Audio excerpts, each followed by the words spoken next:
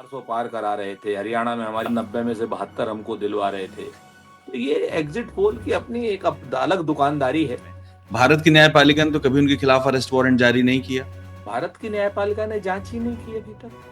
CBI case क्यों नहीं register कर रही है? एनआईए केस क्यों नहीं रजिस्टर कर रही है? इनकम टैक्स केस क्यों नहीं रजिस्टर कर रहा है? घूस का मामला है, लोकपाल क्यों नहीं कर रहा है? जेपीसी क्यों नहीं बन रही है कि आपके चाचा, आपके ताऊ, आपके बच्चे, आपके बाप, आपके परिवार, आपके संगी साथी, आपके समाज के लोग मरेंगे अगर जांच नहीं होगी तो। और अगर आप जांच नहीं करेंगे तो आप भरोसा रखें कि आप अपने परिवार के साथ गद्दारी कर रहे हैं, धोखा कर रहे हैं। आप उनके पैसे को किसी दूसरे की जेब में डाल करके खुश हो रहे हैं। मोदी जी इस जांच के बारे में कुछ कहना क्यों नहीं चाहते? बच क्यों रहे?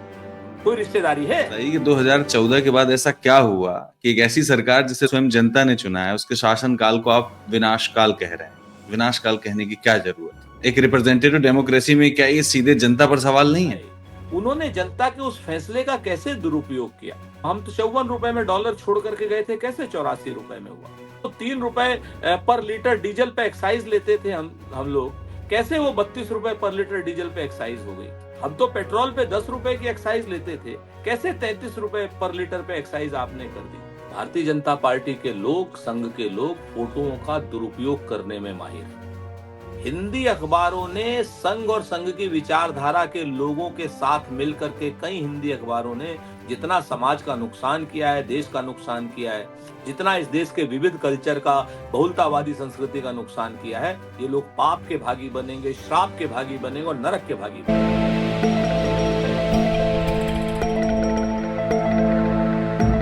सलाम, नमस्कार। मैं हूं कुणाल पाठक और आप देख रहे हैं द लखनऊ पोस्ट का कार्यक्रम भारत में विपक्ष। इस कार्यक्रम में हमेशा से मेरे साथ हैं मेरे मेहमान कांग्रेस प्रवक्ता सुरेंद्र राजपूत जी। नमस्कार सुरेंद्र जी।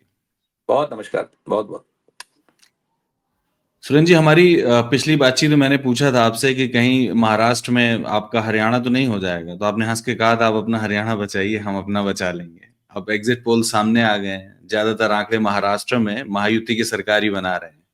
परिणाम तो आ जाएंगे 23 नवंबर को, पर इस मसले में आप कुछ विश्वास के साथ कह सकते हैं, चूंकि आप मुंबई में ही थे, महाराष्ट्र में ही थे लगातार। आप हमें बताओ कि एग्जिट पोल अभी सही हो रहे हैं क्या?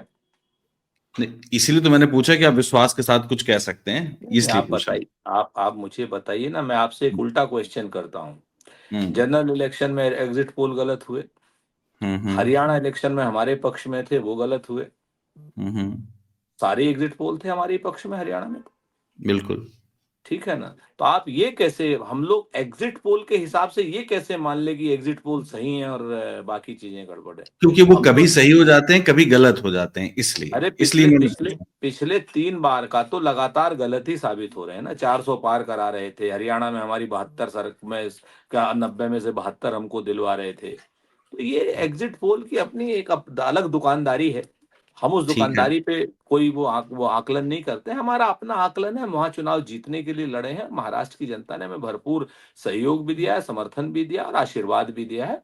मैं वहीं पर था महीने भर। तो जी। मुझे तो ऐसा ऐसा लगता है कि कहीं ना कहीं हम लोग सरकार वहां बना रहे हैं। अब एग्जिट पोल किसकी सरकार बना रहा है, किसकी नहीं बना रहा है, सट्टा बाजार क्या कर रहा है, ये सब चीजें जो हैं हमारे लिए नहीं है। हम तो एग्जैक्ट पोल रिजल्ट के दिन 23 तारीख को आपको बताएंगे। हमें पूरी उम्मीद है कि हम पूरे विश्वास के साथ वहां पर एक अच्छे बढ़त के साथ सरकार बनाएंगे।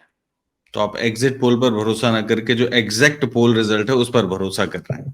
ठीक है। कुणाल, आप बताओ, आप एग्जिट पोल पर भरोसा कर रहे हो क्या? नहीं, मैं तो बस सवाल पूछ रहा हूँ फिर आप भरोसे की मुझसे बात। सवाल, भाई जो सवाल का जवाब आप खुद उसमें नहीं हो, तो वो अगर आप मेरे मुझसे पास क्यों? अगर मेरे पास सवाल के जवाब होते तो आपसे पूछते ही क्यों मैं? नहीं नहीं, ये अगर आप भरोसा कर रहे हो एग्जिट पोल पर, तब फिर हम उस पर बात करें।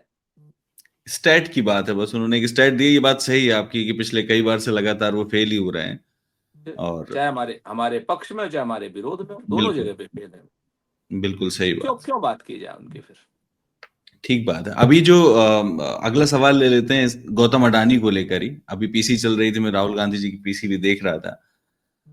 बड़ा एक सीधा सा सवाल है सुरेंद्र गौतम जी अडानी इसमें जी कि देखिए, गौतम अडानी जी मुझे देखिए, मेरी टी शर्ट पर है। सही है। अब आप मेरा सवाल ले लीजिए। सवाल ये है कि गौतम अडानी के खिलाफ न्यूयॉर्क की कोर्ट द्वारा अरेस्ट वारंट जारी किया गया और हाँ। इसको लेकर कांग्रेस एक्टिव है और राहुल गांधी जी ने पीसी भी कर दी। मुझे इसका बिल्कुल सीधा सा सवाल का जवाब चाहिए सुरेंद्र जी, कि एक विदेशी न्याय प्रणाली पर इतना भरोसा क्यों? अपने देश की व्यवस्था पर भरोसा क्यों नहीं हो रहा हमें? भारत की न्यायपालिका ने तो कभी उनके खिलाफ अरेस्ट वारंट जारी नहीं किया। भारत की न्यायपालिका ने जांच ही नहीं की अभी तक। भारत की एजेंसीज ने जांच ही नहीं की अभी तक। भारत की एजेंसी जो है, सेबी है, वो लगातार माधुरी बुच जो है, गौतम अडानी के इंटरेस्ट को प्रोटेक्ट कर रही है। कोई जेपीसी की डिमांड हम लोगों ने लगातार करी, जेपीसी की डिमांड डिनाई कर दी। तो भारत की सरकार या भारत की एजेंसी जब जांच करेंगी तभी तो अरेस्ट वारंट होगा ना। जहां की सरकार ने जांच की वहां पर अरेस्ट वारंट हुआ। और हम थोड़े भरोसे की बात कर रहे हैं। हमने तो ऐसा नहीं कहा कि हमें अपनी जांच एजेंसी, हमारी जांच होगी तो हमें तो अपनी जांच एजेंसी पे भरोसा है। एक लाइन की, कुणाल आपको याद होगा, स्वीडन रेडियो ने बफोर्स के उसमें एक लाइन कहा था कि इसमें ब्राइबरी हुई। हम्म। इतनी सी तो बात थी। प्रतिपक्ष ने मांग की, हमने तुरंत जेपीसी बैठाई थी, उस वक्त याद होगा आपको। तुरंत जेपीसी बैठाई थी। और आज की हम्म। डेट में मीडिया हमसे क्या कह रहा है कि आपको अमेरिका पर भरोसा है, अमेरिका की जांच पर भरोसा है, हम पर नहीं है। ये, अरे भैया, जांच करोगे तब तो होगा। सीबीआई केस क्यों नहीं रजिस्टर कर रही है? एनआईए केस क्यों नहीं रजिस्टर कर रही है? आप बताओ, क्या नाम, इनकम टैक्स केस क्यों नहीं रजिस्टर कर रहा है? घूस का मामला है, लोकपाल क्यों नहीं कर रहा है? जेपीसी क्यों नहीं बन रही है? ये सवाल पूछे जाने की जगह पर मीडिया के मित्र हमारे ये पूछ रहे हैं कि अमेरिका पर भरोसा है। गजब का मामला है।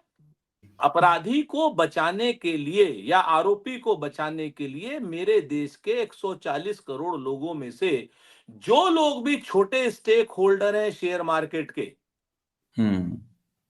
उनको मारिए मत। एक आदमी को, मैं आपसे बहुत स्पष्ट रूप से आपके जरिए मैं पूरे मीडिया जगत से कह रहा हूं कि आपके चाचा, आपके ताऊ, आपके बच्चे, आपके बाप, आपके परिवार, आपके संगी साथी, आपके समाज के लोग मरेंगे अगर जांच नहीं होगी तो। यकीन कर लीजिए, क्योंकि उनके जीवन भर की कमाई लगी है इस शेयर बाजार में।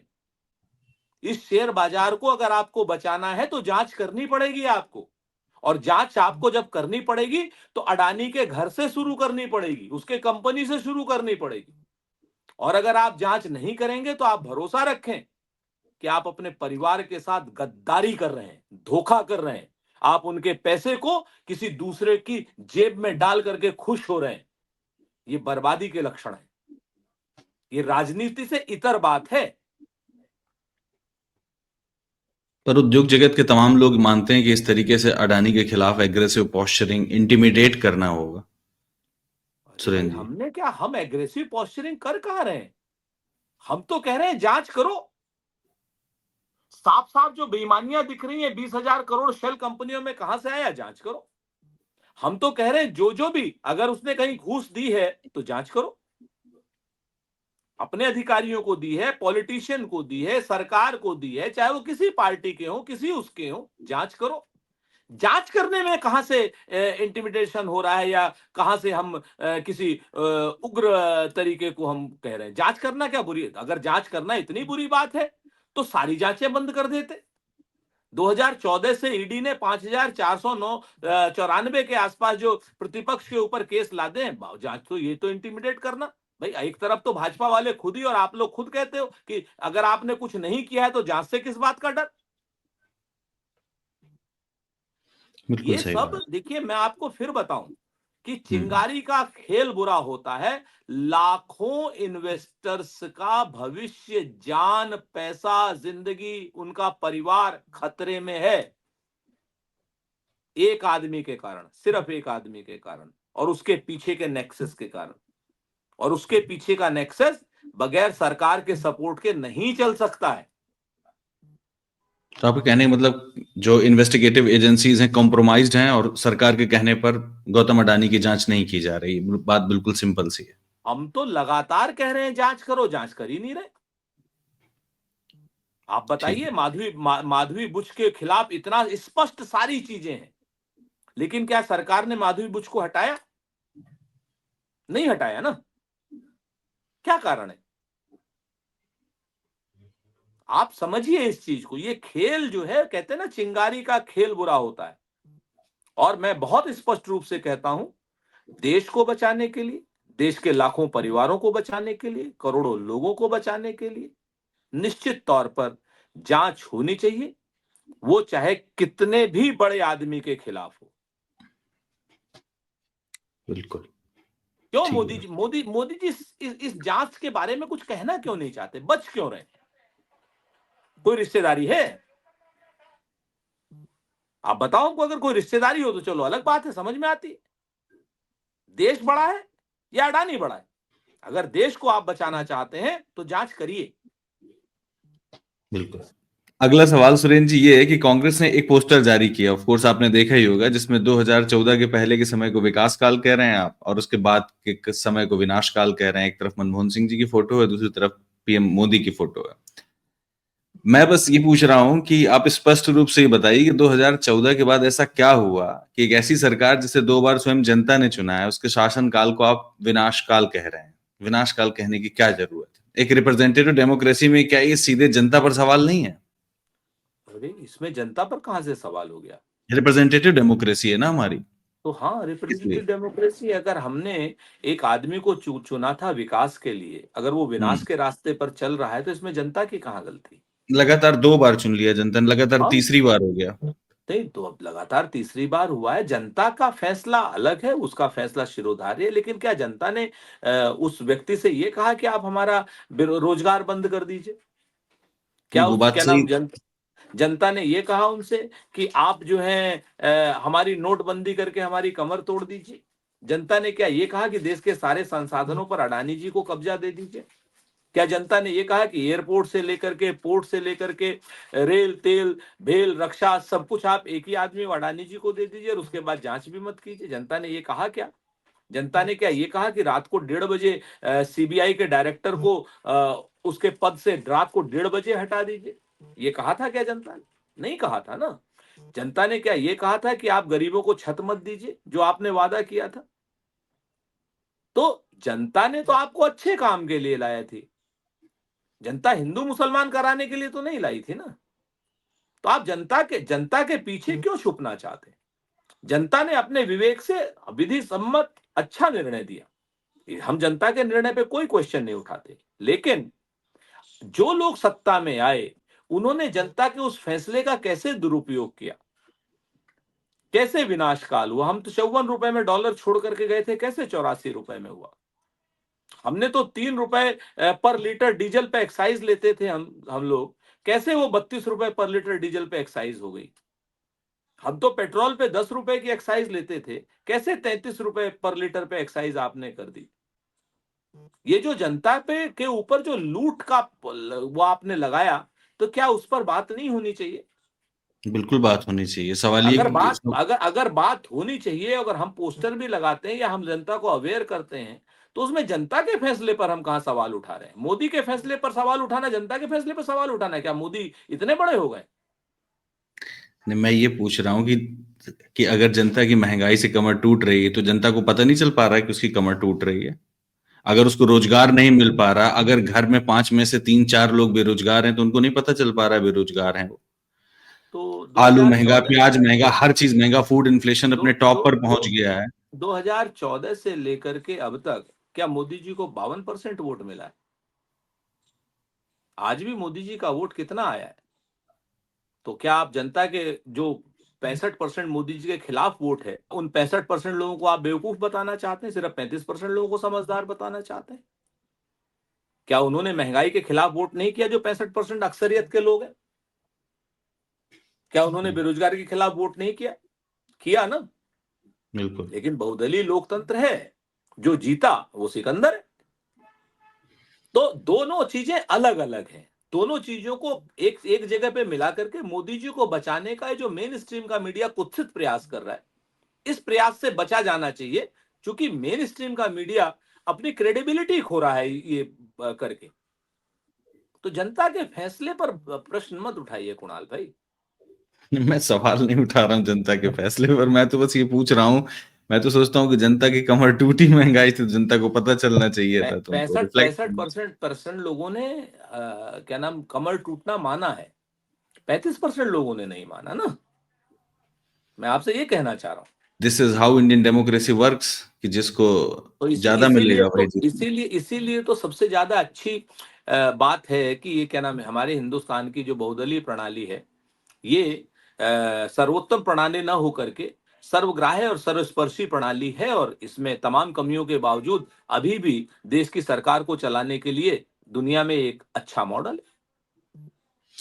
बिल्कुल सही है।